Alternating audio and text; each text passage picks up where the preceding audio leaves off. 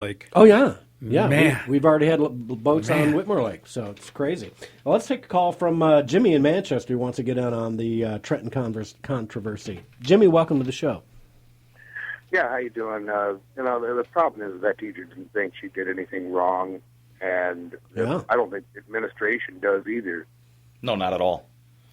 And what kills me is, I have someone very close to me that lost her job because of something she posted on Facebook that was benign. It was nothing. It was just It wasn't kill the Jew stuff. It was just no, certainly not. I'm no, sorry. Absolutely No, not. I know, yeah. Absolutely not. No. It was actually very Christian, and that's why she. Oh my! Oh yeah. That's So It's horrible. yeah. Well, it's because the left is they're the Arbiter. party of tolerance, but they're the most intolerant people you'll ever meet. Let's be very honest about it. They call us a bigot, but they have zero tolerance for our ways, our thoughts, or our process. They don't. It's irrelevant to them. They live in dreamland. Well, isn't it? I mean, isn't Facebook free speech and not on the time of the people that you're working for? Well, there's something to be said. Matter? Jimmy, I thought about that when we were talking about earlier the preschool teacher, kill the Jews. She didn't say it on company time. She said it on her own time. But it's just too outrageous. Yeah, you have to, at some point, if you are a teacher, you have to live your life by a certain standard, too. You know what I mean? Yeah. Because you are in charge of... Well, you used to. Frankly, you're indoctrinating our children. Let's hope that you are an all-around good person without those vile precepts. You know what I mean? Morals used to be part of the job. Yeah. Used to be. At least Yeah. it should be. What else you got, and Jimmy? It still can be sometimes. My mother's an educator, and she's a wonderful teacher, and she cares awfully, she cares greatly about her children, and I've seen her cry over the children that have been having struggles and problems, and how can I help them? And and she teaches in River Rouge, Michigan, and it that's a very tough place and a tough demographic. It really is. My dad lived there. Yeah. But, no, what I meant was morals used to be a demand of the job. Man, if you were caught, well, let's say sleeping around or whatever, you were gone because the impression on the children that was made. But we can still demand it. It's just we need to put people in school boards that'll actually listen to the public and answer to the public. This is a publicly funded school, meaning we pay them. They should answer to us, and they should carry themselves accordingly. Right. But if we don't stand up and do it, then nothing's ever going to change. Yeah. Well, what else you got, Jimmy? Anything? I don't know. It's just that's one of those slippery things that I think people should have the right to their own opinion off of the time of the school. If they're not preaching that in the school, then it's really not anybody's business what somebody thinks Your friends outside of that school setting. I guess it's the libertarian in me that believes that. It's just Your very friend's difficult. dismissal sounds actionable, really. I mean, that really does sound like a good case for a lawsuit. Yeah. All right. Well, thanks for the call, Jimmy. I appreciate it. Have a good day. You too. And we lost August on the phone call. Call back in if you want to get your comments in. But it leads to what, and it's funny you mentioned, our colleges, because the U of M this week, right? U of M, University of Michigan students demand a no whites allowed space to plot social justice activism. When I read this story out of the U of M, I thought to myself, what would Martin Luther King think about these students of color at the U of M saying, we want a color-only space, we don't want any whites coming in here?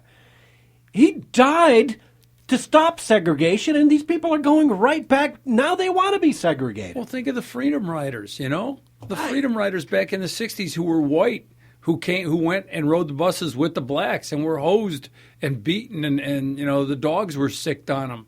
Heck, Viola Liozzo was a friend of my dad in school. And, she died. She was white, supporting blacks. And now it's like, oh, whites aren't good enough? Yeah, when I hear these stories, you hear them all over the place. For it to hit as close to home as here in the People's Republic of Ann Arbor, U of M, I hope U of M has the common sense and the guts, frankly, to stand up and say, you know what, there are no spaces based on color, folks. That's what the president of U of M should come out and say. There are no spaces on campus based on the color of your skin. I'm sorry. If you feel that way, get out. You're right. This is exactly what Martin Luther King preached against. And, at what point are we as Americans going to come together, regardless of where you come from, how much is in your bank account, the color of your skin, and judge men based on the content of their character? Yeah. I mean, the simple fundamental of what Martin Luther King had to teach. And we've totally walked away from it. And, you expect this out of UC Berkeley. You expect it from that liberal indoctrination, liberal institution. You're starting to come and hit a little bit home when you're at the University of Michigan and this is happening. And not to mention, this is actively against the Civil Rights Act. You are now trying to basically segregate white people away from people of color, and we're the bad people and we're the bigots constantly. And we're, if you support Trump, you're a racist and you're this and you're that. And if you supported Mitt Romney when he was going up against Obama, I was called a racist daily. And it's like, no. I don't judge people based on the color of their skin. Right. I judge them based on who they are as individuals, how they present themselves, how they carry themselves. I've seen it when I was in the Marine Corps. I seen a young private get berated for talking too intelligently, and he was called, and his exact word was he was called a zebra by a man of his same color. And I came to that Lance Corporal and I said, Lance Corporal, why are you calling him a zebra? Well, because he sounds too white. No, because he carries himself with an educated appeal to the people around him. Oreo. We used to call him Oreos. Yeah, that's just terrible. Yeah. That because somebody speaks grammatically perfect English, you call him a name? Are you kidding me? Well, that happens to kids in high school. Well, and it goes back to our education system. Everybody should be speaking technically perfect English. I'm sorry. It's English. They're not even teaching cursive in school no more, though. So, let's be honest. How do you even sign a legal document or a paycheck or anything like that? They're not teaching fundamentals. They're teaching you how to be ill-equipped for life. They're teaching you to cry and whine and stomp your feet to get your way instead of taking some logic, letting your emotions die down. We all get emotional over politics. I know I do, but I surely don't go out in public until I've had time to simmer down, think about it, and then come up with a logical course of action. Wow, I like that idea. You would think. Common logic, sense. right? Common sense. Let's take a call from Walter in Belleville. Walter! Oh, it's about time. Good to hear you, man. We thought you'd Where disappeared. you been? Man, I've been making inroads on the Black Communist Station 910. Oh, okay. Well, it's nice talking to you again, Walter. Well, there you go. At least you're doing your part, Walter. Right? You're carrying the fight forward from Wham. Oh man, I love it. I'll be like. In fact, one of the guys banned me from his show because I was coming on so strong and You're the most banned man in radio. Yeah. And then during Christmas time, he was in the Christmas hyped up spirit. All of a sudden, he let me back on there. And then after the Christmas was over with, he went back to his evil ways. But look, you guys are hitting on a real powerful subject, man. This we're identifying people, and this is, what I find out to be true nowadays is, the stereotypes and all of that. I can care less about stereotypes. But I noticed that the whites are starting to show up late for work, and the blacks are starting to come to work earlier. You remember that one? Because you were black. In my world, my job, even the whites show up late. You see how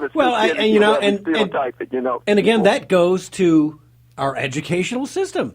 Kids should be, if you show up late for class, are you getting the tardy marks? Are you getting sent to the office? Are you being punished in some fashion or another? You know what? Being prompt and on time is probably one of the first things you're supposed to learn in school, right? Show up on time. You're tardy. I'm telling your mom, or you're going down to the principal's office. Being tardy meant something in school at one time. Well, children don't have accountability in the schools anymore. They don't have accountabilities a lot of times, though, in the homes. We live in a different time, and we need to start teaching morals and respect and work ethic, to be quite honest with you. We need to teach real work ethic to these children. Yeah. And part of that is also, taking pride in yourself and who you are, and also being able to have an opinion. And that doesn't happen either. Yeah. Wow, are you a radical?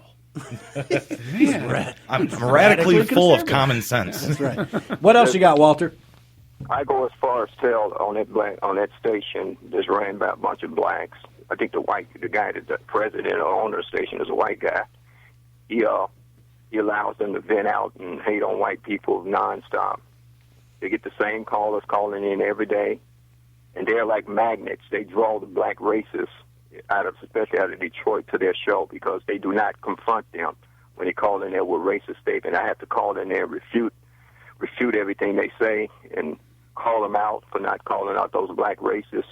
Yeah, talk about white supremacy nonstop. Yeah, but you know what, Walter? They're fulfilling a free market niche, right? So there's obviously a market for people who are racist, and if they're catering to that group, well, then that's on them. And you if know it what was, I mean? if Wham was an all racist white station, yeah. FCC had shut us down. They'd shut us down in a heartbeat. Well, it's just the same as something as simple as black entertainment television. Imagine if I started a white entertainment television. It's you want your cake and you want to eat it too. You either have racist opinions or you don't, right? But to them, a lot of times, and of course, I'm only speaking as a white male.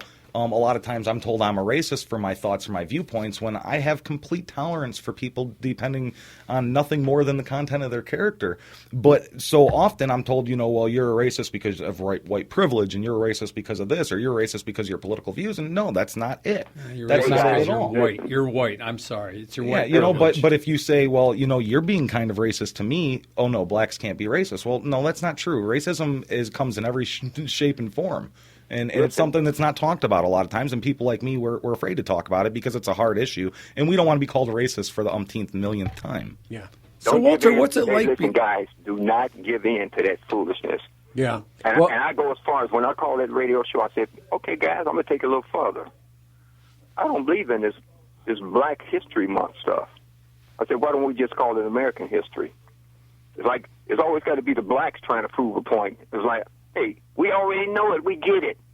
It's Martin Luther King's month or this Black History Month, but let's stop calling it Black History Month. Let's call it American History Month. I said, what would it be, just like you just said, I said, what would it be if we reversed that scenario and said White History Month? I said, all hell to break loose. Jesse wears the Cameron Jackson to start coming out protesting. Al shrivel up Sharpton and start coming out. And I said, by the way, every time Al Sharpton tells a lie, he loses another pound. So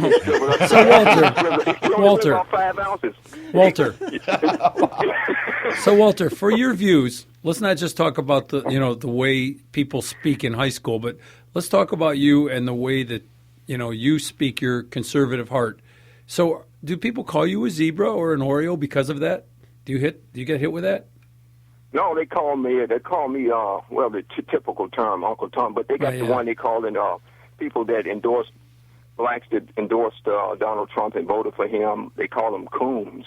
Wow, that is I wouldn't outrageous. Have guessed. That is the most outrageous. Walter, that I don't know how you that control doesn't even yourself, make sense, really. This is all by design, though, right? I mean, this is exactly, the Democratic Party. My grandfather was a lifelong Democrat and loved his country, and he'd be the first to tell you, you know what? You don't like this country? There's a plane leaving every minute, and I'll help you pack your bags. And this is something that came from somebody who was lifelong Democrat. And so you start looking at it and you look at this progressive movement. And what is progressivism? Well, it's really communism, and it's hidden. It's hidden in a pretty dress, so to speak. And Karl Marx talked about this: rebrand, rebrand, rebrand. Divide, divide, divide. Put everybody in boxes. So today in this country, we are divided by poverty levels. We are divided by color of skin and different demographics. We're divided by educational standards. We're divided by gender identification. We are all in our little boxes. Well, I'm pretty sure that Abraham Lincoln said that a house divided amongst itself cannot stand. Right. So when are we going to, as Americans, come together and just look at our flag and pay tribute to the people that created the land and the opportunity that we live in today? It doesn't happen, and it needs to. Unfortunately, the gospel, according to Rodney King, is not working. Okay? Yeah. It's all because Democrats, I tell them all the time when I call that station, I said, first of all, the Democratic Party was birthed out of the pits of hell. When they first started, when they first formed, they came straight from hell. They ain't going to change. You're talking about a leopard can't change his spots. They ain't going to never change until they start seeing it our way. And you guys know that they promote evil in their agenda. They promote murdering babies. I would constantly remind them of that. You promote the sin of sodomy, homosexuality, which is abomination to God. You promote, in fact, you guys talking about you want reparations. I tell you what, the people that you want reparations from are dead, and by the way, you need to get it from your party who promoted the racism. There's the key. They were the party. That's of what slavery. Most people forget. It was the Democrats who fought to keep blacks in slavery. You know what I mean? I saw that movie Johnson Lincoln. was one of the most racist presidents of all time, and there's plenty of situations where you can quote him saying he'll have people of color voting for him for the next 200 years. Except for he did not use people of color there; he used a far more graphic word. And I mean, this is who they were. Sure. We forget so often.